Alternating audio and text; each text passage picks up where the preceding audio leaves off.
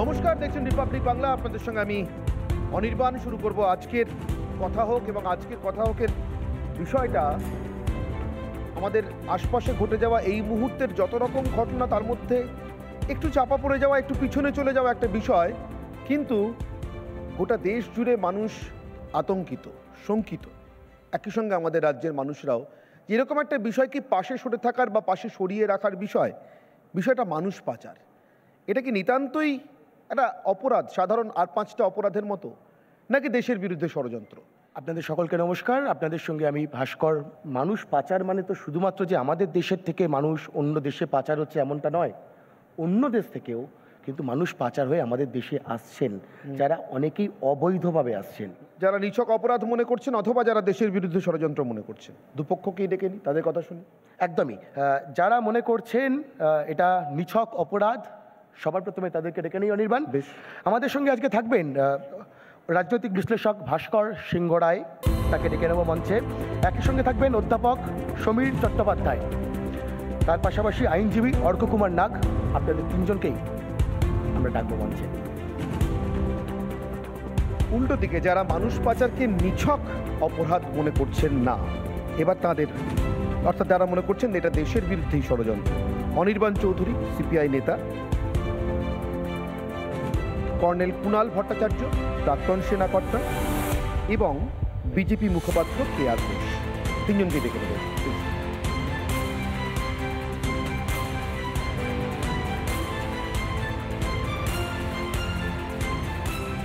ভাস্কর, তাহলে কথা শুরু হোক। একদমই, অবশ্যই কথা শুরু হোক। দেশের বিরুদ্ধে ষড়যন্ত্র কিনা, এটা নিঃসন্দেহে একটা অন্যতম বড় প্রশ্ন। আমরা সাধারণভাবে দেশের বিরুদ্ধে ষড়যন্ত্র কোনগুলোকে ধরি? যেগুলোতে ইউএপিএ ধারা যোগ করা হয়, বা সাধারণভাবে নাশকতামূলক, বা হচ্ছে কোনো সংস্থাকে বা দেশের অর্থনীতিকে দুর্বল করে দেওয়া, সেটাকে আমরা ধরি দেশের বিরুদ্ধে ষড়যন্ত্র। কিন্তু যারা বাইরে থেকে অন্য দেশ থেকে ঘুরপথে আমাদের দেশে প্রবেশ করছেন, তারা নাশকতামূলক কাজের সঙ্গে যুক্ত থাকতে পারেন, কিংবা বাইরের দেশ থেকে আমাদের দেশে যদি অতিরিক্ত মানুষ চলে আসেন, দেশের অর্থনীতির ওপর অন্যতম বড় একটা প্রভাব পড়তে পারে। নিঃসন্দেহে দাঁড়িয়ে সেই জায়গা থেকে দেশের একটা বড় সংখ্যার মানুষ মনে করেন যে এটা দেশের বিরুদ্ধে ষড়যন্ত্র। ঠিক। এবং ভাস্কর, এক্ষেত্রে একটা অদ্ভুত পরিসংখ্যান দিয়ে রাখা যেতে পারে এবং তথ্য, কানাডা, নাম করেই বলছি দেশটির কথা, সারা বছর ধরেই প্রায় যাদের দূতাবাস আমাদের দেশে, এমনকি আমাদের এই কলকাতা শহরেও, আমাদের রাজ্যে, আমাদের রাজধানীতে তারা কাজ করেন, তার কারণ তাদের দেশে অনেক কাজ, কিন্তু জনসংখ্যা কম, ফলে তারা পৃথিবীর বিভিন্ন দেশ থেকে এবং ভারত থেকেও প্রচুর ভারতীয়দের নিয়ে যান নিজের দেশে কাজ করানোর জন্য, অর্থাৎ কাজের সুযোগ করে দেওয়ার জন্য। এহেন কানাডায় ঠিক এই মানুষ পাচার করতে গিয়েই এক বিখ্যাত ভারতীয় গায়ক ধরা পড়েছিল। তিনি ধরা পড়ার সঙ্গে সঙ্গে সে দেশের কিছু যোগসাজশের সঙ্গে যুক্ত, এই যোগসাজশে যুক্ত কিছু লোকও ধরা পড়ে। অর্থাৎ যারা নিজেদের দেশে কর্মক্ষম ব্যক্তিদের আনবার জন্য সাধারণভাবেই দূতাবাস মারফত বিভিন্ন দেশ থেকে লোক সংগ্রহ করেন, তারাও এই অপরাধকে খুব ছোট চোখে দেখেন না। তাহলে এদেশে বা এ রাজ্যে কারা বলছেন এটা নিছক অপরাধ, এবং কেনই বা বলছেন? প্রথমে তাদেরকে ডেকে নাও ভাস্কর। অবশ্যই, যারা বলছেন নিছক অপরাধ, তাদের মধ্যে সবার প্রথমে ডেকে নেব অধ্যাপক সমীর চট্টোপাধ্যায়কে। সমীরবাবু। আমি রিপাবলিক বাংলাকে ধন্যবাদ জানাই এই ধরনের একটা অত্যন্ত সেন্সিটিভ ইস্যু, যেটা আজকে তারা আলোচনার বিষয়বস্তু রেখেছেন। আমরা ভারতবর্ষের নাগরিক, সবাই তাই আমাদের দেশের সমস্ত রাজ্যের সমস্ত জায়গায় কাজ করার অধিকার আমাদের সবাইয়ের। খাদ্য, বস্ত্র, বাসস্থান আমাদের হচ্ছে যে মৌলিক চাহিদার মধ্যে আছে। গত 50 বছর বেকারত্বের হার 9% ছাড়িয়ে গেছে, এবং তার বয়স হচ্ছে যুবক যুবতীর 18 থেকে 25-এর মধ্যে, সেটা 42% বেকারত্ব। মানুষের হাতে যখন কাজ থাকবে না, তখন তাকে বাধ্য হতে হবে যেখানে বেশি সুযোগ, ভালো সুযোগ, সেই জায়গায় যাওয়ার। এটা কিন্তু সত্যি কথা কোনো রাজনৈতিক দলকে আমি অন্তত দোষ দিতে চাই না, যদি না পশ্চিমবঙ্গকে টার্গেট যদি করা হয়, তখন কিন্তু আমি সেই জায়গাতে যাব। তবে আমি মনে করি এটা কিন্তু একটা সামাজিক ব্যাধি। এই ব্যাধির সারানোর দায় দায়িত্ব কেন্দ্রের এবং সমস্ত রাজ্যের। পশ্চিমবঙ্গ এমন একটা রাজ্য যেখানে একদিকে নেপাল বর্ডার, একদিকে বাংলাদেশ বর্ডার, একদিকে ঝাড়খণ্ড, বিহার, অনেকে এর পরের বক্তা হয়তো বলবেন যে পশ্চিমবঙ্গ থেকে নারী পাচার, কয়লা পাচার, বালি পাচার, গরু পাচার, এই প্রসঙ্গগুলো হয়তো পাচারের সঙ্গে এসে যাবে, কারণ কয়েকটা ঘটনা যেভাবে আমরা দেখছি। স্বাভাবিক রাজ্যের সীমা অতিক্রম করে যখন কোনো এই ধরনের ঘটে, সেখানে কিন্তু আমার মনে রাখতে হবে আমাদের যে ফেডারেল স্ট্রাকচার, সেই ফেডারেল স্ট্রাকচারে অত্যন্ত গুরুত্বপূর্ণ হচ্ছে রাজ্যের ক্ষেত্রে রাজ্যের শাসক অর্থাৎ পুলিশ, এবং বাইরে গেলে বর্ডার সিকিউরিটি ফোর্স। আমরা কিছুদিন আগে দেখেছি যে অনুব্রত মণ্ডলের গরু পাচারের ঘটনা, সেখানে একটা পাচার প্রসঙ্গে বহু রাজনৈতিক বাকবিতণ্ডা, যদিও আজকে তার দুর্নীতির কারণ সম্ভাব্য ধরে তাকে তিহার জেলে রাখা হয়েছে। এখনও প্রমাণিত নয় চোর চুরি, মানে যেটা বলে আর কি। সময় কিন্তু স্বাভাবিকভাবে আমি যেটা বলতে চাই, এই পাচার ক্ষেত্রে মহিলাদের শতাংশ অনেক বেশি, প্রায় 88%। তারপরেই শিশুরা। পাচারটাকে বন্ধ করতে গেলে সংবাদ মাধ্যমকে আরো প্রচার, জনসচেতনতার প্রয়োজন। এই প্রসঙ্গে জানিয়ে রাখি, কেন্দ্রীয় স্বরাষ্ট্র মন্ত্রকের তরফ থেকে প্রত্যেকটি রাজ্য সরকারকে বলা হয়েছে 2024 সালের শেষের হওয়ার আগেই প্রত্যেকটি রাজ্যে অন্ততপক্ষে 110টি ইউনিট তৈরি করতে হবে এবং প্রায় 10,000 করে পুলিশ কর্মীদের প্রশিক্ষণ দেওয়ার ভাবনা চিন্তাও করা হয়েছে কেন্দ্রীয় স্বরাষ্ট্র ভাস্করবাবু, আপনাকে থ্যাংক ইউ। এবং এটাও মনে রাখুন যে পশ্চিমবঙ্গ এমন একটা রাজ্য যেখানে 38টা সেল তৈরি করা হয়েছে, ডিপার্টমেন্ট তৈরি করা হয়েছে, এবং বিভিন্নভাবে সেটাকে মনিটরিং করা হচ্ছে, এবং মহিলা থানার মাধ্যমে। কর্নেল কুণাল ভট্টাচার্য, প্রাক্তন সেনাকর্তা, আমি ডেকে নেব। তার কারণ দেশের বিরুদ্ধে ষড়যন্ত্র হচ্ছে কিনা এটা বলবার জন্য আমি কোনো পক্ষপাত না করেই বলতে পারি, কোনো রাজনৈতিক দল নয়, আমি সবার আগে যারা দেশকে সেবা করে এসছেন একেবারে সামনে থেকে, তাদেরকে সবথেকে বেশি উপযুক্ত এবং তাদেরকেই সবথেকে বেশি অধিকারী বলে মনে করি। সমীরবাবু এতক্ষণ যা বললেন তাতে একটা বিষয় একদম শেষ লগ্নে এসে স্পষ্ট হয়ে গেল। তিনি পাচার, রাজনৈতিক দলের ঊর্ধ্বে উঠে ইত্যাদি বলতে বলতে তিনি পশ্চিমবঙ্গের তথ্য পরিসংখ্যান এবং সরকারের কৃতিত্ব নিয়ে এত ব্যস্ত থাকলেন, আমার মনে হলো পশ্চিমবঙ্গ বোধহয় পাচার ফ্রি একটা রাজ্য। যাই হোক, সে কথায় পরে আসবো। রাজনীতির সূচনা কে করলেন পাচারের সঙ্গে, সেটাও আপনারা ইতিমধ্যে বোধহয় সমীরবাবুর বক্তব্য শুনতে শুনতে কিছুটা বুঝেছেন। এবার দেশের বিরুদ্ধে ষড়যন্ত্র যারা মনে করছেন তারা কেন মনে করছেন তাদের কথা শুনি। কর্নেল চ্যাটার্জি। নমস্কার। ভট্টাচার্য, সরি। শুভ গুড আফটারনুন। আমরা জানি যে পাচার হচ্ছে, এটা কোনো নতুন অ্যাসপেক্ট নয়। ইকোনমিক্যাল কন্ডিশনস বেটার করার জন্যে বাইরের লোকে চলে যায়, সেটা দেশের মধ্যেও যেতে পারে।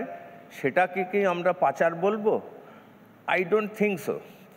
এই কোভিডে আমরা দেখেছি মমতা ব্যানার্জি বলছেন 40 লাখ পরিযায়ী শ্রমিক তারা ফিরে এসছে, এবং এটা করোনা এক্সপ্রেস ইত্যাদি এইসব ডায়লগগুলো আমরা জানি।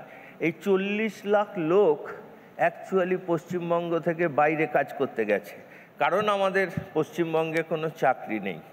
এখন এর রিফ্লেকশনটা কি হবে? এর রিফ্লেকশনটা এই লোকগুলো কি পাচারে গেছে, নাকি এই লোকগুলো কাজের চাপে, আমাদের পশ্চিমবঙ্গে কোনো কাজ নেই, অর্থনৈতিক কারণে তারা অন্য প্রভিন্সে গেছে? আমি জানি বম্বে থেকে গোয়া পর্যন্ত যে কোঙ্কণ কোস্ট, প্রত্যেকটা ট্যুরিস্ট লজে সব বাঙালি। আমি অনেক দিন ওমানে ছিলাম, সেখানে মানে স্মল টাউনে এরকম বিয়ার বার আছে, সেখানে ম্যাক্সিমাম লোক আমাদের এই এলাকার লোক, পাকিস্তান, বাংলাদেশ, শ্রীলঙ্কার মেয়েরা, বহু বাঙালি মেয়ে সেখানে বার ডান্সার হয়ে কাজ করছে। এবং আমরা নিশ্চিত জানি যে এগুলো থেকেই রাষ্ট্রের হিতের এগেনস্টে কাজ হচ্ছে, কিন্তু আমরা এগুলো শুধু দেখাচ্ছি, এক্সপোর্ট করছি আমরা মেয়েদের বা হিউম্যান বিইংকে। আমাদের দেশের মধ্যে এখন ইদানিং একটা থ্রেট হয়ে আসছে যে ডেমোগ্রাফিক চেঞ্জ, মানে আমরা বাংলাদেশ থেকে বা বার্মা থেকে ট্রাফিকিং করে, হিউম্যান ট্রাফিকিং করে আমাদের দেশের ডেমোগ্রাফিটা চেঞ্জ করছি, এবং সেখানে ভোটের এবং নানা জায়গার নানা রকম ক্যাওস তৈরি করার চেষ্টা করছি। আমাদের দেশের মুখ্যমন্ত্রী অলরেডি বলেছেন, আমি যতদিন আমার মৃতদেহের ওপর দিয়ে এনআরসি এবং সিএএ হবে, আমরা কোনো রকম ট্রাফিকিং বন্ধ করতে চাই না। আমরা পশ্চিমবঙ্গ মানে তিনি যখন বিরোধী পক্ষে ছিলেন তখন সিপিএমের এগেনস্টে তিনি বলেছেন বাংলাদেশ থেকে লোকে এসে আমাদের ভোট দিচ্ছে। এখন ঠিক তার উল্টোটা হয়েছে, এখন বাংলাদেশ থেকে লোকে এসে তৃণমূল কংগ্রেসকে ভোট দিচ্ছে। আপনারা নিশ্চয়ই সন্দেশখালির কাহিনী অন্য লোকেরা বলবেন, কিন্তু আমি নিশ্চিতভাবে বলতে পারি যে আমাদের পশ্চিমবঙ্গের যে ইনফ্লাক্স হচ্ছে, এক্সপোর্ট নয় ইম্পোর্ট যেসব লোক হচ্ছে, তারা দেশের পক্ষে, রাষ্ট্রের পক্ষে একটা বিপজ্জনক সংকেত। ধন্যবাদ। ধন্যবাদ কর্নেল ভট্টাচার্য। অর্থাৎ কেন দেশের বিরুদ্ধে ষড়যন্ত্র মনে করছেন তার অনেকটাই খোলসা করলেন। অন্তত যে অভিযোগ করলেন কর্নেল, যে এই রাজ্যে ইনফ্লাক্স হচ্ছে, বাইরে থেকে আরও লোক আসছে। আমরা ডেকে নেব মঞ্চে রাজনৈতিক বিশ্লেষক ভাস্কর সিংহ রায়কে। আজকে আলোচনা যে বিষয় নিয়ে পাচার, এই পাচার আলোচনার মধ্যে অনুপ্রবেশ কথাটাও ঢুকবে, কারণ অনুপ্রবেশটা ঢুকে গেছে। একজন মানুষ পাচার হয়ে গেছেন সেটা কখন বুঝতে পারেন, এর সঙ্গে যুক্ত আছে, ধরা যাক আপনি কোনো জায়গা থেকে পাসপোর্ট নিয়ে অন্য কোনো জায়গায় গেলেন, সেখানে গিয়ে আপনাকে যিনি কাজ করছেন তিনি আপনার পাসপোর্টটা কেড়ে রেখে দিলেন, তখন আপনি কিন্তু পাচার হয়ে গেছেন বলেই গণ্য করা হবে। রাষ্ট্রের দায়িত্ব সেই মানুষগুলোকে রক্ষা করা।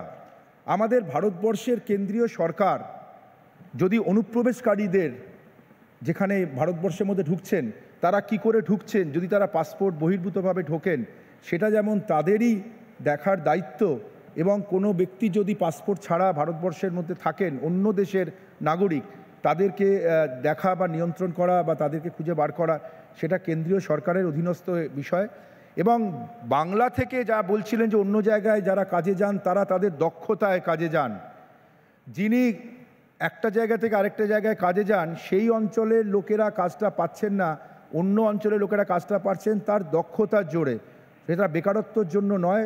পশ্চিমবঙ্গ একটা ঘনবসতি সম্পন্ন অঞ্চল, সেখানে মানুষরা একই জায়গায় একই কাজ করবে, ভারতবর্ষের অন্য জায়গায় যেতে পারবে না তা নয়।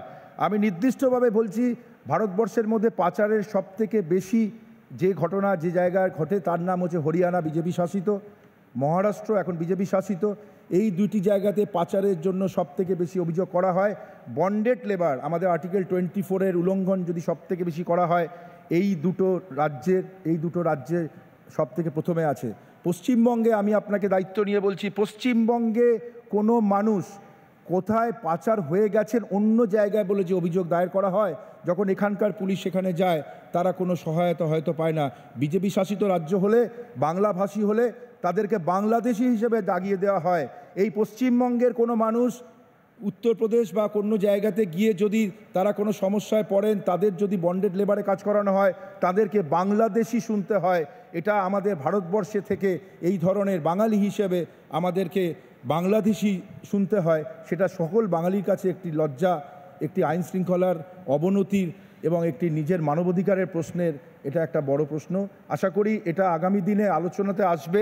হিউম্যান রিসোর্সের ট্রাফিকিং এবং ওই আমাদের এখানে যেটা চলছে সেইটা কিন্তু নিয়ন্ত্রণ করার জন্য কেন্দ্রীয় সরকারের নির্দিষ্ট ধর্মভিত্তিক কোনো বিষয়কে না দেখে মানুষকে মানুষ হিসাবে দেখে তাকে নাগরিক হিসাবে ট্রিট করার কথাই আগামী দিনে আমরা চাইব। ভাস্করবাবু, সময় শেষ হয়েছে, কিন্তু আমার একটা প্রশ্ন আপনাদের কাছে। এর আপনাকে সমীরবাবু এবং এখন আপনিও, আপনারা পাচারের সঙ্গে খুব কৌশলে কাজ করতে যাওয়াটা জুড়ে দিচ্ছেন। অবশ্যই কাজ তো লোকে দুরকমভাবে করতে যায়, একটা হচ্ছে স্বেচ্ছায়, এটা নিয়ে কারো কিছু বলার নেই। পৃথিবীর যে কোনো প্রান্তে কেউ নিজের বৈধ কাগজপত্র, নথিপত্র, পাসপোর্ট নিয়ে কাজ করতে যেতে পারেন। সে দেশের সরকার অ্যালাউ করলে তাতে আমাদের কি? আমাদের দেশের মধ্যে এক রাজ্য থেকে অন্য রাজ্যেও যেতে পারেন। প্রশ্ন তো স্বেচ্ছায় যাওয়া নিয়ে নয়। পাচার যিনি হচ্ছেন তিনি দুটো কারণে পাচার হয়ে যেতে পারেন, এক জেনে অথবা না জেনে। জেনে অর্থাৎ আমাকে পাচার হতে হবে তার কারণ আমি আমার যেখানে যে দেশে আছি সেখানে ভালো নেই, আমি একটা অন্য দেশে পাচারকারীদের সঙ্গেই যাচ্ছি এই উদ্দেশ্য নিয়ে যে আমি সে দেশে সরাসরি ঢুকতে পারবো না, আমার কাছে বৈধ নথিপত্র কাগজপত্র নেই। অথবা না জেনে, দুটো যেটাই হোক, এই দেশ থেকে যারা পাচার হয়ে যাচ্ছেন স্বেচ্ছায় বা না জেনে, আর এই দেশে যারা পাচার হয়ে আসছেন স্বেচ্ছায় বা না জেনে, এদের নিয়ে তো খুব একটা আলোচনা শুনলাম না আপনাদের মধ্যে। এক এবং দুই এখানে কেউ এই আলোচনার শুরু থেকে শেষ পর্যন্ত আমাদের যে ডিবেট লাইন আছে, মানুষ পাচার নিছক অপরাধ না দেশের বিরুদ্ধে ষড়যন্ত্র, এখানে তো কোথাও বিজেপি তৃণমূল ছিল না। বেছে বেছে দুটো রাজ্য যেখানে বিজেপি শাসিত, অবশ্যই কারণটা কি? মানে না, কোথাও কি তথ্য ঠাকুর বলছে, ঘরে কি আমি করা আপনার এই প্রশ্নের উত্তর দিচ্ছি। পশ্চিমবঙ্গের জন্য কোনো কথা আসেনি কিন্তু। না, এটা উত্তর দিচ্ছি, এই দেশ থেকে অন্য দেশে যাওয়া বা অন্য দেশ থেকে এই দেশে আসা, সেটা রাষ্ট্রের সীমানা থেকেই আসা। সেই রাষ্ট্রের সীমানা প্রতিরক্ষার দায়িত্বে আছেন তারা কিন্তু কেন্দ্রীয় সরকার, এখন যারা সরকার চালাচ্ছেন তাদেরই দায়িত্ব। আর আমাদের এই রাজ্য থেকে অন্য রাজ্যে যখন যাচ্ছেন সেই দায়িত্বটাও কেন্দ্রীয় সরকারের, কারণ অন্তর্রাষ্ট্রীয় বিষয় পাচার।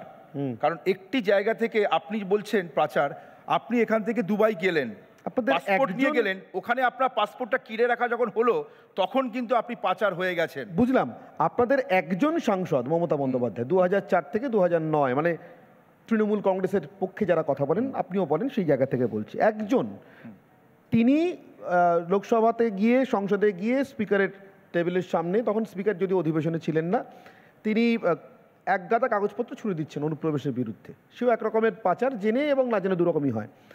আপনাদের এখন কতজন সাংসদ লোকসভায়? তা আমাদের সাংসদের সংখ্যার সঙ্গে এই আইনের কি না, বলছি সম্পর্ক? কতবার কাগজ ছুড়ে দিয়েছেন? কাগজ ছুড়ে, তার মানে কাগজ এবারে ছুড়তে হবে না, বলছেন যে কতবার রাজ্য বলেছেন? সরকার আগামী দিনে, তাহলে আপনার কথা যদি মানে আপনি সঠিক বলছেন হয়, ওই তাহলে কাগজ রাজ্য ছোড়ার পরে সরকার পাচার আগামী বন্ধ হয়ে দিনে গেছে? অন্তর্রাষ্ট্রীয় সীমান্তগুলোর প্রতিরক্ষার দায়িত্বেও থাকবে, কেন্দ্রীয় সরকার থাকবে না, না। ভালো তো, কেন্দ্রীয় সরকারের সঙ্গে এত ভয়ঙ্কর অবশ্যই। রাজনৈতিক আপনার বৈরিতা নেতার থেকে তৃণমূলের, 50 তাহলে আরো বেশি কিলোমিটার করে এটা নিয়ে border আন্দোলন দেখতে কিন্তু পাওয়ার কথা। কেন্দ্রীয় সরকারের অধীনে 50 কিলোমিটার বাড়িয়েছে না সেটা। না, তা বলছি না, বলছি কেন্দ্রের সঙ্গে তৃণমূল কংগ্রেসে, মানে এ রাজ্যের সরকার, শাসক দলের এত তীব্র রাজনৈতিক বৈরিতা, এত কিছু নেই, প্রাপ্য টাকার জন্য এতবার যাতায়াত দেখলাম, ধর্ণা দেখলাম। লোকসভাতে একজন তৃণমূল সাংসদ গত 10 বছরে মানুষ পাচার নিয়ে বক্তৃতা করেছেন, পশ্চিমবঙ্গের না, পরিস্থিতি দেখুন, বা দেশের মানুষ- পরিস্থিতি নিয়ে। দেখলাম না মানুষ তো, পাচার নিয়ে বন্ধ হয়ে যে- গেছে মমতা বন্দ্যোপাধ্যায়ের ওই না, বিক্ষোভের পর। মানুষ পাচার নিয়ে আপনারা তো আমাদের ভারতবর্ষের পশ্চিমবঙ্গের নাগরিককে আপনারা বাংলা ভাষা বলার অপরাধে বাংলাদেশ হিসেবে বলছেন, সে বিষয়ে কিন্তু আপনাদের কোনো কথা শুনেছি? এই মানুষ পাচারের মতো বিষয়টা, যেটাকে দেশের বিরুদ্ধে ষড়যন্ত্র মনে করা হচ্ছে, সেখানে বাংলাভাষী, বাংলার সরকার, এর বাইরে আর এগোনোর দরকার নেই। দেশের বিরুদ্ধে ষড়যন্ত্র কিনা সেটা এই পক্ষকে এস্টাবলিশ করতে হবে। কিন্তু আমি একটা জিনিস বুঝতে পারছি, দেশের খুব দুর্ভাগ্য, মানুষ পাচারের মতো বিষয়কেও যারা একটি রাজ্যে একটি ভাষাভাষী মানুষের মধ্যে গুটিয়ে রাখতে চান। এদিক থেকে আমি অনির্বাণ চৌধুরীকে ডেকে নেব, সিপিআই নেতা। সমীরবাবু কিছুটা সেম সাইড খেললেন এবং আমাদের পক্ষেই খেললেন। এটা আমার খুব ভালো লাগলো। মানে আমরা কিন্তু 4 জনে খেলছি। সমীরবাবু প্রথমেই স্বীকার করে নিলেন এই রাজ্যে পুলিশের একটা ভূমিকা আছে। আমি যে জেলা থেকে এসেছি, মুর্শিদাবাদ জেলা, যত পাচারপ্রবণ জেলা আছে আমাদের রাজ্যে তার মধ্যে মুর্শিদাবাদ জেলা একটা অন্যতম। দারিদ্রতার একটা কারণ, কাজ না পাওয়া তার কারণ। তো সেই 2021 সালে মিটিংয়ে, প্রশাসনিক মিটিংয়ে পুলিশ রিপোর্ট দিচ্ছে যে মাত্র 1 জন নারী পাচার হয়েছে। এটা মানে যে কোনো রূপকথাকে একদম বলে বলে 100 গোল। সেলের গল্প করছিলেন যে এত সেল খোলা হয়েছে, পুলিশ অ্যাক্টিভ, সরকার অ্যাক্টিভ। এই পুলিশের চেহারায় কি রিপোর্ট পাওয়া যায়? সম্প্রতি এনআইএ একটা তথ্য চেয়েছে যে এখান থেকে পাচার কীরকম হচ্ছে। তো এই পুলিশ কি রিপোর্ট দেবে? এই সরকার কি রিপোর্ট দেবে? দিতে পারবে না। এটা গেল 2 নম্বর। পাচারের সঙ্গে, পাচার নতুন নয় ঠিকই, কিন্তু পাচারের নেচারটা এক নয়। পাচারের সঙ্গে সঙ্গে আন্তর্জাতিক যে অপরাধ চক্রের যোগ থাকবেই, এটা খুব স্বাভাবিক। আর আরেকটা কথা বলে দিই, সেটা হচ্ছে যে মুর্শিদাবাদ থেকে যত পাচার হয়, 90% শিশু যে পাচার হচ্ছে তাদেরকে মোটা টাকার লোভ দেখিয়ে নিয়ে চলে যাওয়া হচ্ছে এবং তার মধ্যে 90% ড্রপ আউট। আমাদের রাজ্যের শিক্ষা ব্যবস্থা আজকে যে জায়গায় এসে নেমেছে, এই যে কন্যাশ্রীর গল্প করা হয়, এইসব নানা অনুদানের গল্প করা হয়, 90% ড্রপ আউট হয়েছে। প্রাথমিক শিক্ষার যে হাল, বা দীর্ঘদিন শিক্ষক নিয়োগ নেই, শিক্ষক নিয়োগ হতে গিয়েছে কিছু ক্ষেত্রে, তার দুর্নীতি কোথায় এসে পৌঁছেছে, এইটাও কিন্তু যুক্ত। অনেক কাজ নেই, বাচ্চা বাচ্চা ছেলে মেয়েদেরকে তারা কাজে লাগিয়ে দিচ্ছে। এই কাজ যখন এখানে নেই, তখন তারা বাইরে কাজ করতে যাচ্ছে, প্রলোভনে পা দিচ্ছে। এই প্রলোভনের পা দেওয়া থেকেই তারা পাচারকারীদের হাতে পড়ছে এবং আন্তর্জাতিক যে অপরাধ চক্র, তারা এদেরকে দেশের বিরুদ্ধে ব্যবহার করতে পারে। এটা খুব স্বাভাবিক। সময় শেষ হচ্ছে অনির্বাণ, আমি আপনার কাছে একটা প্রশ্ন রাখবো। দীপাঞ্জন চক্রবর্তী, প্রাক্তন এনএসজি কর্তা, ইন্টেলিজেন্স কর্তা, তিনি এসে অনির্বাণের অগ্নিবাণে তিনি একটি ভয়ঙ্কর অভিযোগ করেছিলেন এবং বলেছিলেন যদি আমার এই অভিযোগ মিথ্যে হয় রাজ্য প্রশাসন আমার বিরুদ্ধে ব্যবস্থা নিক। তার অভিযোগ ছিল পাচারের এই দুটো রকম তো আছেই, দেশ থেকে চলে যাওয়া, দেশে আসা, এর বাইরে শুধু মানুষকে মানুষের জন্য পাচার করা নয়, তার শরীরের প্রয়োজনীয় গুরুত্বপূর্ণ অঙ্গ প্রত্যঙ্গ, আমরা যেটাকে বলি ক্যাটাভেরিক ডোনেশন, সেটা না করে, অর্থাৎ স্বেচ্ছায় তিনি দিচ্ছেন তা না, একেবারে কিডনি কেটে নেওয়া, খাঁটি বাংলা কথায়। মধ্যপ্রাচ্যে প্রচুর কিডনির অসুখ হয়, তাদেরকে সেখানে পাঠানো হয় কাজের লোভ দেখিয়ে, কিডনি কেটে ফেরত পাঠানো হয় ভারতবর্ষে সামান্য মুঠো টাকা হাতে নিয়ে, যেটা হয়তো আর 2 বছরের মধ্যে শেষ হয়ে যাবে, জীবনটা তারও আগে শেষ হয়ে যেতে পারে, তারা ফিরে আসেন। এটা কি সত্যি? একদম একদম তাই। এটা ভয়ঙ্কর বাস্তব, এটাও পাচারের একটা দিক। তাদের অঙ্গ কিডনি কেটে নেওয়া হয় এবং তাদেরকে সামান্য কিছু, সেই দারিদ্র্যের সুযোগ নিয়ে তাদের হাতে সামান্য কিছু টাকা ধরিয়ে দেওয়া হয়। আজকে পশ্চিমবঙ্গে এই যে উনি বললেন যে ভাস্করবাবু বললেন যে দক্ষতার আছে বলে তারা বাইরে কাজ করতে যাচ্ছে, তাহলে মানুষের যে দক্ষতা, আমাদের রাজ্যের কর্মক্ষম মানুষের দক্ষতাকে আমাদের রাজ্যে কাজে লাগানোর দরকার নেই, সেই দক্ষতাকে আমরা বাইরে পাঠাবো। আর আমাদের রাজ্যে দক্ষতা দেখাবে কারা? এই শাহজাহানের মতো ক্রিমিনালরা। তারা রাজ্য জুড়ে দক্ষতা দেখিয়ে বেড়াবে আর এইরকম মুক্তাঞ্চল তৈরি করবে। এটাই কি সরকারের দৃষ্টিভঙ্গি? আচ্ছা, অনির্বাণ এদিক থেকে বিরোধিতা আসে। আপনি যেভাবে শাহজাহানকে আঙুল দেখিয়ে সম্পদের কথা বলছেন তৃণমূলের, আপনি নিশ্চয়ই জানেন যে শাহজাহান আপনাদের প্রোডাকশন, এবং 2011 সালে যখন পালাবদল হচ্ছে 2013 পর্যন্ত শাহজাহান আপনাদের ভোট বাক্স ভর্তি করার জন্য দায়িত্ব নিচ্ছে নিরাপদ সর্দারের হাত ধরে। স্বাভাবিকভাবে আপনার সাথে আমি একমত। যদি তৃণমূল কংগ্রেস, দেখুন, গুন্ডা, বদমাস, প্রতারক কোনো পার্টির অ্যাসেট হতে পারে না, কিন্তু তারা ক্ষমতা পরিবর্তনের সঙ্গে সঙ্গে তারা জামা পরিবর্তন করে। এই বেনজল যদি তৃণমূল ঢুকিয়ে থাকে এটা অন্যায়, কিন্তু সম্পদ বলবেন না, কারণ সন্দেশখালী একটা বিচ্ছিন্ন একটা দ্বীপ অঞ্চল। স্বাভাবিক একটা কথা বলছি যে কাদের প্রোডাক্ট আপনি বলছেন, কাদের ম্যানুফ্যাকচার, কাদের প্রোডাক্ট, আমি বলছি এত পচা প্রোডাক্ট কেনার প্রয়োজনটা কি আপনাদের? ভালো প্রোডাক্ট বেরোয় না আপনাদের? আমরা খারাপকে সবসময় খারাপই বলি। তৃণমূল গণতান্ত্রিক দল, স্বাভাবিকভাবে তারা বদলা নয় বদল চেয়ে ক্ষমতায় এসছে। শাহজাহানকে বদল করতে গিয়ে নিজেরা বদলে গেছে। আমাদের কাছে যখন অভিযোগ এসছে, প্রশাসন এবং সরকার যা করণীয় তাই করছে, তাদেরকে কিন্তু অ্যারেস্ট করেছে। বলুন তো 34 বছরে আপনারা কেন সবুজ সাথী থেকে, লক্ষ্মীর ভান্ডার, রূপশ্রী থেকে 100 দিনের কাজ, আজকে 100 দিনের কাজের যদি টাকা পায় কারা? সেই প্রান্তিক মানুষের টাকা তো আটকে রেখেছে। 100 দিনের কাজের অনেক তথ্য আছে ওনার কাছে। রাজ্যের টাকা 6000 কোটি টাকার বেশি যে দিচ্ছে না, এটা তো গরিব মানুষ। আমার অনির্বাণ বা ওই অনির্বাণ বাবুর তো টাকা নয়। 100 দিনে যারা অন্যায় করেছে তার দোষ, তার ত্রুটি, শাস্তি। কিন্তু 100 দিনের টাকার সঙ্গে মানুষ পাচারের যোগাযোগ আছে, এটা খুব ইন্টারেস্টিং পয়েন্ট। আমি অনির্বাণ বাবুর কাছে শুনি প্লিজ। সমীর বাবু চাইছেন শাহজাহানের শাস্তি হোক, 100%, কিন্তু যদি অভিযোগ, সব অভিযোগ মানে সব সত্য নয়। এটা তো প্রলয়ের পার্থভূমিকের দল। ওই প্রলয় না বলে ভাবুন, পশ্চিমবঙ্গে তৃণমূল কংগ্রেসকে ভোট দেয় প্রলয়ের পার্থভূমিকের তো দল। স্বাভাবিক, একটা বড় দল, বড় পরিবার, রোগ ধরা পড়েছে, তার নিশ্চয়ই ট্রিটমেন্ট শুরু হয়ে গেছে। যাকে দেখে দেয় তিনি তো বিধানসভার ফ্লোরে দাঁড়িয়ে তিনি তো শাহজাহানকে বলেছেন যে ওর বিরুদ্ধে কেস সাজানো হচ্ছে। ভালো ছিল সিবিআই, একটা ইলেকট্রনিক মিডিয়ায় বলছিলেন শাহজাহান ভালো ছিল, আমরা আবার পাচারে ফিরে আসি। তার দায়িত্ব কে নেবে? সেদিন তো জনরোষ হয়েছিল, সেদিন ইডি সিবিআই ওদের রেড করলো, সেদিন তো জনরোষই হয়েছিল। 2011 থেকে 2016 বামপন্থীরাই পশ্চিমবঙ্গের প্রধান বিরোধী দল ছিল। তারপরে 16 পর থেকে নিজেদের ভোটগুলো বিজেপিকে ট্রান্সফার করার কাজটা সম্পূর্ণ হয়েছে। আপনারা 2016 পরে 2016 পর থেকে আপনারা শূন্য হওয়া শুরু হয়েছে এবং আপনারা সকলেই বিজেপিতে ভোট ট্রান্সফারটা কি সম্পূর্ণ হয়েছে নাকি এখনো বাকি আছে?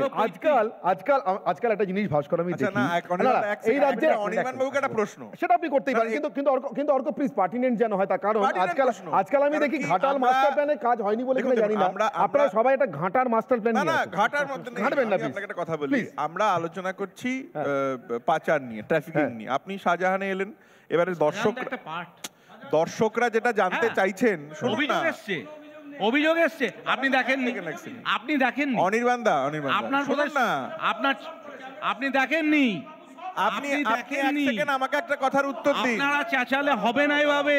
শাহজাহানের প্রসঙ্গ বারবার উঠে এসেছে এবং এনআইএ এনআইএর তরফ থেকেও রাজ্যের কাছে জানতে চাওয়া হয়েছে যে ঠিক এখানে যেভাবে পাচার পাচারের চক্র সঙ্গে কাজ করছে কিনা। হাঙ্গার ইন্ডেক্স, তারপরে কি যেন দিনমজুর, এদের কথা যদি আসে 100 দিনের টাকাও আছে। 100 দিনে আছে। এবার তো আবাস যোজনা আনেনি, কপাল ভালো। 100 দিনের কাজে উত্তরপ্রদেশ না অনেক অভিযোগ, কিন্তু ডবল ইঞ্জিন সরকার বলে সব টাকা দিয়ে দেওয়া হয়েছে। শুধু পশ্চিমবঙ্গ বিজেপির এখানে কোনো কিছুই হচ্ছে না বলেই এই জোরপূর্বক সিবিআই, ইডি UCD, এখন হচ্ছে UCD তারা তো আসল কথা আছে। পাচারে নেমে আসল গেছে। কথা আছে, ভাস্কর। না, শোনো, আমরা অন্যদিকে চলে যাচ্ছি, প্লিজ। একদিকে অর্ক আপনাকে এবার বক্তব্য রাখার জন্য অনুরোধ করব। দেখুন, আজকের এই টপিকটাতে কথা বলার আগে আমার মনে হয় ভারতবর্ষের প্রতিমন্ত্রী, মানে হোম মিনিস্ট্রির প্রতিমন্ত্রী নিশীথ প্রামাণিককে প্রণাম জানিয়ে আমরা এই প্রোগ্রামের বক্তব্য আমি শুরু করছি। আজকে আলোচ্য বিষয় কি? আলোচ্য বিষয় হচ্ছে যে আমরা ট্রাফিকিংটাকে অপরাধ মনে করি না ষড়যন্ত্র মনে করি। আমার মনে হয় যে এই নিছক অপরাধ না দেশের বিরুদ্ধে ষড়যন্ত্র। আমার যেটা বক্তব্যটা হচ্ছে যে এই টপিকটায় পক্ষ বিপক্ষ থাকতে পারে না। কারণ কি, কোনো রকমভাবে আমার কোনো ভাই, বন্ধু, মা, বোন, তাদের গায়ে যদি হাত পড়ে, সেটাকে কোনো রকমভাবেই আমরা জাস্টিফাই কেন, সেটাকে সমর্থন করার কথা চিন্তাও আলোচনাও আনবো না। This has to be the final step. এবং আমার বাড়ি থেকে যদি আমার পরিবারের কাউকে কেড়ে নিয়ে চলে যাওয়া হতো, আমি কিন্তু 1 মিনিটের জন্য ভাবতাম না অপরাধ, দেশদ্রোহিতা। আমার মনে হতো জাহান্নামে যাক দুনিয়া, আমাকে আমার পরিবারের লোকটাকে ফিরিয়ে দিতে হবে। তাই এটাতে কোনো প্রতিবাদের জায়গা থাকতে পারে না, বা প্রতিরোধের বা পক্ষ বিপক্ষের জায়গা থাকতে পারে না। যেটা থাকতে পারে সেটা হচ্ছে যে আমরা কি স্টেপস নিচ্ছি, আমাদের কি আইন আছে, আমাদের কি ব্যবস্থা আছে। আপনি যদি দেখেন, ইমমরাল ট্রাফিক প্রিভেনশন অ্যাক্ট আছে, আমাদের বিএসএফের একটা বড় ভূমিকা আছে টু এনশিওর যাতে নাকি কোনো রকমভাবে কোনো পেনেট্রেশন না হয় ইনসাইড অ্যান্ড আউটওয়ার্ড। আমাদের দুটো স্পেসিফিক আইন আছে যেটা বিএসএফ দেখে। একটা কি, একটা পাসপোর্টস অ্যাক্ট, যখন আমরা ভারত থেকে বাইরে যেতে চাই। আরেকটা হচ্ছে passport act, which is entry to India, মানে যখন বাইরে থেকে কেউ ভিতরে আসে। এই দুটো পার্টিকুলার অ্যাক্টের পুরো পরিধি কিন্তু বিএসএফ এবং ইমিগ্রেশন ডিপার্টমেন্ট, যারা নাকি বিভিন্ন রকম জায়গায় ইমিগ্রেশনটা দেখে, যেটা বিএসএফের একটা এক্সটেন্ডেড পার্ট, তাদের কাজ। এবং এটাকে ম্যানেজ করার জন্য একটা ইন্টেলিজেন্স ব্যুরো আছে যেটা সেন্ট্রাল এজেন্সি কন্ট্রোল করে, একটা অ্যান্টি ট্রাফিকিং সেল আছে যেটা মিনিস্ট্রি অফ হিউম্যান অ্যাফেয়ার, মানে ministry of home affairs, central government, তাদের ডিরেক্ট পার্ট। একটা specifically anti human trafficking unit আছে, যে ইউনিটের বিভিন্ন পার্টস আছে সেন্ট্রাল গভর্নমেন্ট এবং স্টেট গভর্নমেন্টে। একটা এত বিস্তার সিচুয়েশন থাকার পরেও কিন্তু একটা কনস্ট্যান্ট ট্রাফিকিংয়ের প্রবলেম আছে ভারতবর্ষে। এই ট্রাফিকিংয়ের প্রবলেমের কিন্তু 4টে মেজর কারণ। একটা যৌন, সেক্স। সেকেন্ড, ম্যারেজ, বিয়ের জন্য একটা কনস্ট্যান্ট প্রবলেমের যে সিচুয়েশন হয়। থার্ড, লেবার প্রবলেম, লেবারের চিপ লেবারের জন্য আমরা এই ট্রান্সফারটা করি। আর ফোর্থ, যেটা অনির্বাণদা বললেন, সেটা হচ্ছে organ trafficking. Organ trafficking is also something which is very dangerous.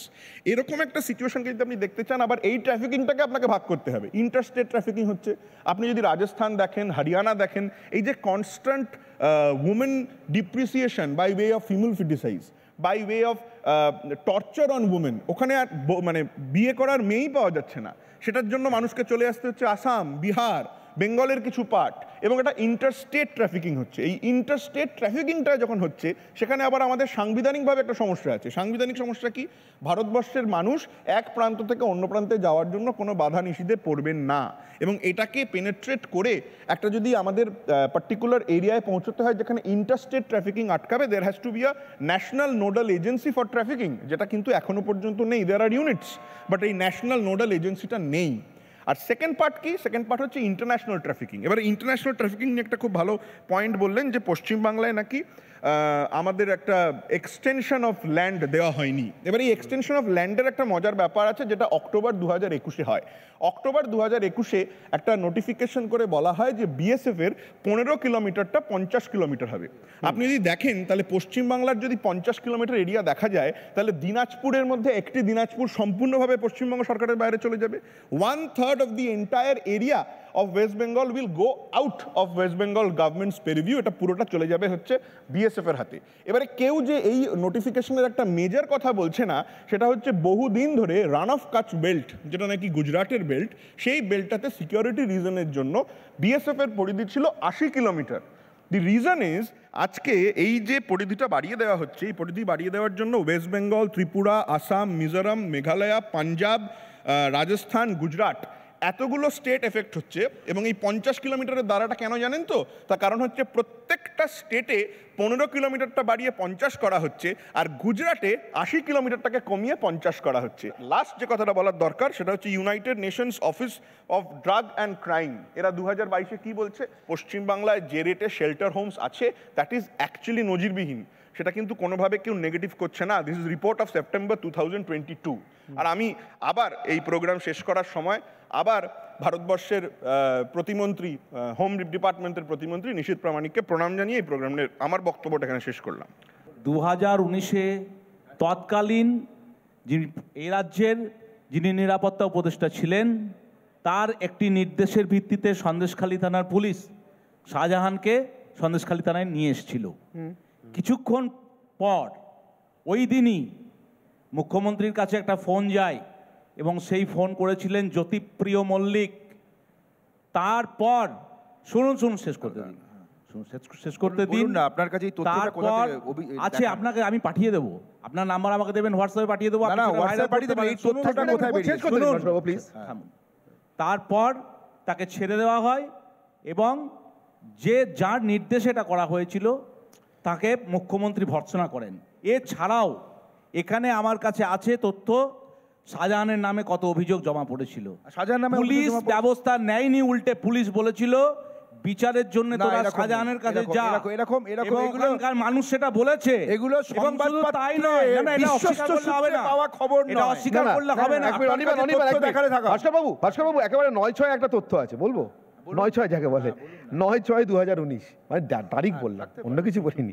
9/6/2019 Sheikh শাহজাহানের বিরুদ্ধে আইপিসির ধারা 147, 148, 149, 325, 326, 379, অর্ক গুনছে আমি জানি, প্রচুর অভিযোগ, 379, 427, অর্ক এবার সব থেকে বড়টা 302। আচ্ছা, আপনি সব শেষ। 2019 এক মিনিট, 2019 5 বছর পেরিয়ে গেছে, 9/6/2019 একবারে 9/6 হয়ে গেছে। আচ্ছা, শাহজাহান থেকে আবার ফিরে আসি। আইনের মাধ্যমে উনি হ্যাঁ, পদ্মা মণ্ডল, প্রয়াত প্রদীপ মণ্ডলের স্ত্রী। আচ্ছা, আমি এবার কেয়ার কাছে আসবো একটাই কথা বলে। আমি কিন্তু এই বিতর্কের শুরুর সময় ভাস্কর এরকম এপক্ষ ওপক্ষ কাউকে বলিনি যে রোহিঙ্গা একটি নিষিদ্ধ শব্দ, কাউকে বলিনি। মানে আমাদের দিক থেকে কোনো বাধা ছিল না, অসাংবিধানিক অসংসদীয় কোনোটাই নয়। আমি দেখলাম এদিকে পুরো বিতর্কটা শেষ হয়ে গেল, এখনো পর্যন্ত রোহিঙ্গা শব্দটা এলো না। আমার হঠাৎ করে মনে হলো যে পশ্চিমবঙ্গে একজনও রোহিঙ্গা আসার নিয়ে বোধহয় কোনো অভিযোগও কখনো ওঠেনি, এবং রোহিঙ্গাদের এদেশে আসাটা বোধহয় পাচার নয়, অন্য কিছু ভাবছেন। এনিওয়েজ, কেয়া এদিকে কিছু ভাবছেন কিনা আমি জানি না, কিন্তু আমি যা জানিয়ে রাখলাম, এখনও রোহিঙ্গা শব্দটা শুনিনি, যদিও শব্দটা অসাংবিধানিক নয়, এই মঞ্চে নিষিদ্ধও নয়। প্লিজ। শুভ সন্ধ্যা, নমস্কার সবাইকে।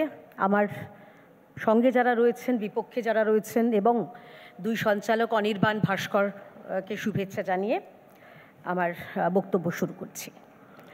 দেখুন, তৃণমূল কংগ্রেসের এই মানবিক বক্তৃতা, মানুষের জন্য তাদের যে এই কাঁদা, আমার সত্যি আমার চোখের জল প্রায় এসে এলো না, যদি না আমার কিছু তথ্য মনে পড়তো। দেখুন, আমরা বলছি যে এগিয়ে বাংলা, খুব ভালো, কয়লা পাচারে এগিয়ে বাংলা, গরু পাচারে এগিয়ে বাংলা, বালি পাচারে এগিয়ে বাংলা, নিন্দুকেরা বলে সোনা পাচারেও এগিয়ে বাংলা, ঠেলা সামলা। আবার এখন শুনছি মানব পাচারেও এগিয়ে বাংলা। আমি বলছি এটা ষড়যন্ত্র, গভীর ষড়যন্ত্র। একদিকে যেরকম এই নারী পাচার শুধুমাত্র নারী পাচার হিসেবে দেখলে হবে না, এই যে অর্গান ট্রাফিকিং যেটার কথা বললেন, এটার বিপুল টাকা ব্যবহার হয় সন্ত্রাসের কাজে, যে কারণে আমরা যখন সন্দেশখালী উঠে আসছে ওনারা ডিনাই করলেন, ওনাদের তো আমি বললাম তো মানবিক, তাদের মুখটা দেখে আমার চোখে জল আস্তে আস্তে এলো না। তার কারণ আমাদের মনে আছে সেই মহিলার কান্না, আপনাদেরই চ্যানেলে আমরা দেখেছি, যিনি বলছেন 7 বছর আগে আমার মেয়ে হারিয়ে গেছে, আমি আমার মেয়ের কোনো ট্রেস পাইনি, আমি থানায় গেছি, কাকস্য পরিবেদনা, আমার মেয়ের কোনো খোঁজ পাইনি। কোথায় গেছেন? ট্রাফিকিং হয়েছেন। শেখ শাহজাহানের অনেক গুণের মধ্যে এটাও আরেকটা কি গুণ, আরেকটা তার মুকুটে পালক জুড়ল। আর অর্ক বললেন যে বর্ডার, সত্যি কথাই তো, বর্ডার একদম নিশ্চয়ই বিএসএফের। আমার খুব ভালো লাগলো নিশীথ প্রামাণিকের প্রতি তার ভক্তি দেখে, কিন্তু অতিভক্তি যে কিসের লক্ষণ যেন একটা বলে, আমার মনে পড়ছে না। বাহ, নিজেরা নিজেকে চিনতে পারে, এটাও আমার ভালো লাগে। তৃণমূলের না এই মহত্ব আমার খুব ভালো লাগে। আমি বলছি যে পশ্চিমবঙ্গে এই যে পোরাস বর্ডার গত বছর 2018 থেকে, মাফ করবেন, 18 থেকে 23-এ 17টা চিঠি দেওয়া হয়েছে কেন্দ্রীয় সরকারের তরফে যে এখানে 110 কিলোমিটার যে রাস্তাটা এই বর্ডারটা রয়েছে পোরাস অর্থাৎ অনুপ্রবেশকারীদের স্বর্গরাজ্য, সেখানে বিএসএফের আউটপোস্ট বসানো হোক অন্তত 7টা, এখনো পর্যন্ত করা হয়নি। আপনার মনে আছে যখন রাজনাথ সিং স্বরাষ্ট্রমন্ত্রী ছিলেন সেই সময়কার কথা বলছি, সেই সময় উনি বলেছিলেন যে যখন আমাদের জায়গা দিন, জমি দিন, আমরা এখানে ফেন্সিং করব। সেই জমি দেওয়া হয়নি, পরবর্তী সুপ্রিম কোর্টে থাপ্পড় খেয়ে তাদের জমি দিতে সুপ্রিম কোর্টের অর্ডারে তারা রাজি হয়েছেন, কিন্তু সেই জমি পুরোটা হয়নি, তার কারণে 110 কিলোমিটার। এই হচ্ছে পশ্চিমবঙ্গের অবস্থা, অর্থাৎ যেখানে পাচার অবাধ এবং উল্টো দিকে যেটা আমি একবার ছুঁয়ে যেতে চাই, রোহিঙ্গা তাদের এসে বিভিন্ন জায়গায় তাদেরকে সন্ত্রাসের কাজে লাগানো হচ্ছে এবং তাদের প্রতি এই বর্তমান সরকারের এত প্রেম, তাদেরকে অনুপ্রবেশকারীদের এত প্রেম দেখে তো সন্দেহ হচ্ছেই। আমার পরিশেষে বলতে চাই সে প্রাতঃস্মরণীয় রত্না বিশ্বাসের কথা, যিনি বলেছেন এইখানে ভোটার কার্ড পেয়ে যাবেন, আরামসে পেয়ে যাবেন। তাই তাদের দুদিন বাদে যদি এরাই ওই দিল্লিতে যান, যেটা ভাস্করবাবু বললেন, যদি তাদের বলে দেওয়া হয় বাংলাদেশি, তাহলে কেস দেবেন না প্লিজ। ধন্যবাদ। কিয়া ম্যাডামের কথা অত্যন্ত প্রাসঙ্গিক এবং স্বাভাবিক। বিরোধী তো বিরোধিতা করবেই, কেন্দ্রে আছে, রাজ্যের অবস্থা অত্যন্ত খারাপ। ইসবার 200 পার হয়নি, মাথা খারাপ হয়ে গেছে, 77 থেকে নেমে গেছে। সমস্যাটা এই যে মানুষ পাচারের সমস্যাটা তার মানে রাজ্যের, কেন্দ্রের নয়, 1 মিনিট, মানে দেশের নয়। জাত পাত ধর্ম ছাড়া কে করে বলেই কে কি খাবে, কে কি পড়বে, কে কি বলবে। আর রোহিঙ্গা যদি অসাংবিধানিক কথা না হয় তাহলে কেয়াদিকে আমি বলবো যে পাকড়ি পড়া যে পুলিশ অফিসার, আইপিএস অফিসার ওখানে অন ডিউটিতে ছিল, তাকে খালিস্তানি কারা বলেছিল, কোন শব্দ বলেছিল? এটা কি ঠিক? এটা কি সাংবিধানিক? এমপিতে মধ্যপ্রদেশে যখন অন্তঃসত্ত্বাকে খুন করে জ্বালিয়ে দেওয়া হয় তখন আপনার কমিশন কোথায়? যখন মণিপুরে ওই ধরনের উলঙ্গ করে রাস্তায় হাঁটানো হয় তখন আপনার ই কোথায়? যখন চোপড়াতে চারটে শিশু মারা যায় তখন বিলকিস বানুর গণধর্ষণে তাদেরকে ছেড়ে দেওয়া হয় স্বাধীনতা দিবসের দিন। আপনি কি চান? ধর্ষিতাদের জন্য একটু কাঁদুন না দাদা প্লিজ। আপনি কি ঐক্যের ভারত চান না বাংলাকে খণ্ড বিখণ্ড করতে চান? একটু কালিয়াগঞ্জে ধর্ষিতার জন্য কাঁদুন, কাঁদুন না দাদা প্লিজ। ডবল ইঞ্জিন সরকার নয় বলে না, আর রামবামের সাথে সম্পর্ক ভালো বলে। আরে বাংলার মেয়ে কি একজনই হবে? বিক্রি হয়ে গেছে, শূন্য। বাংলা লজ্জা হবে নাকি উনি বাংলার লজ্জা, বাকি সবাই বাংলার মেয়ে? এটা একটু দীর্ঘ কথা বলবো না, একটাই কথা। তবে এটা আমরা জানতে পেরেছি বিজেপির সময় পাগড়ি পরলে খালিস্তানি, টুপি পরলে পাকিস্তানি।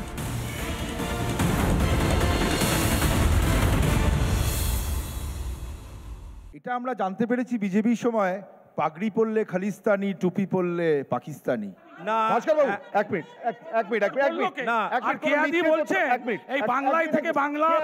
কিভাবে অপমান করছেন দেখুন, বলছে এগিয়ে বাংলা, নেতিবাচক।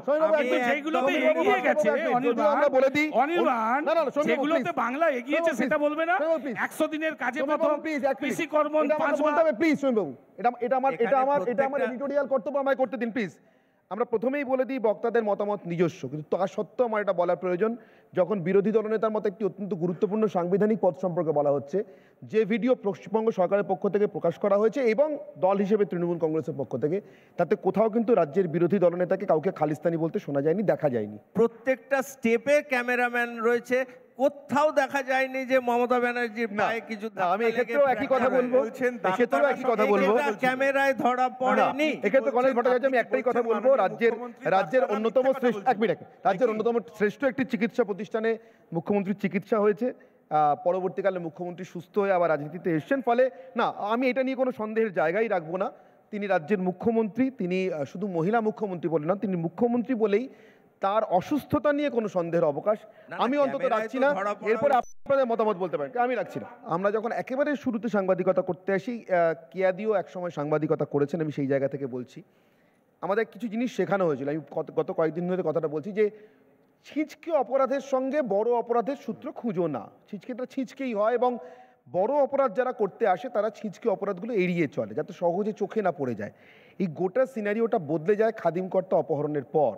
র্যানসাম মানি থেকে, মানে অপহরণের মাধ্যমে অর্জিত অর্থ থেকেও যে সন্ত্রাসবাদকে সাহায্য করা যায়, শুধু তাই না, সন্ত্রাসী কার্যকলাপের জন্য যে এভাবেও অর্থ সংগ্রহ করা যায়, এটা যে একটা উপায়, সেটা যখন সামনে আসে এবং প্রতিষ্ঠিত হয়ে যায় তদন্তের পর, বিচারের পর, তারপর থেকে পৃথিবীতে কোনো অপরাধকে আর কোনো অপরাধের সঙ্গে বিযুক্ত করে দেখা হয় না। যদি এটা সত্যি হয়, এনআইএ যে চিঠি দিয়েছে ভাস্কর, মানুষ পাচার যদি দেশের বিরুদ্ধে ষড়যন্ত্রে যুক্ত হয়, অর্থাৎ মানুষ পাচার দেশের বিরুদ্ধে ষড়যন্ত্রের অঙ্গ হিসেবে করা হয়, সেটা বাইরেই পাঠানো হোক অথবা এদেশেই আনা হোক পাচার করে, সেটা কিন্তু সত্যি ভয়ঙ্কর দেশের নিরাপত্তার জন্য। ভাস্কর, একদমই অনির্বাণ, নিঃসন্দেহে ভয়ঙ্কর। কারণ যে দেশে আমরা সকলেই থাকি, সেই দেশের বিরুদ্ধে যদি ষড়যন্ত্র হয় এবং সেই ষড়যন্ত্রের কারণ যদি হয় অনুপ্রবেশ, তাহলে বোধহয় সকলে কোথাও একটা গিয়ে এই ঐক্যমত্যে আসবেন, সবার আগে সেই অনুপ্রবেশটা বন্ধ হওয়া উচিত, সেখানে রাজনৈতিক দলের তরজা না করে বা দায় না চাপিয়ে। একেবারেই আজকের কথা হোক এখানেই শেষ করছি। উপস্থিত যারা দুপক্ষেই বিতর্কে অংশগ্রহণ করলেন, আলোচনায় অংশগ্রহণ করলেন, সবাইকে অসংখ্য ধন্যবাদ। সঙ্গে থাকুন রিপাবলিক বাংলায়।